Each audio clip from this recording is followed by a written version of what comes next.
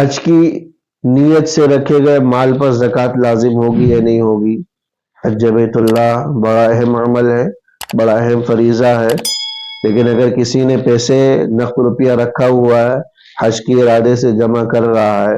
اور 1 سال اس پر مکمل ہو چکا ہے، تو اس پر بھی شرعاً زکوٰۃ لازم ہوگی، اس پر بھی شرعاً زکوٰۃ لازم ہوگی، جبکہ وہ نصاب کے بقدر ہو، یعنی 52.5 تولہ چاندی کی مالیت کے بقدر ہو یا اس سے زیادہ جمع ہو چکی ہو، یا دیگر مال کے ساتھ ملا کر اس رقم کو دوسرے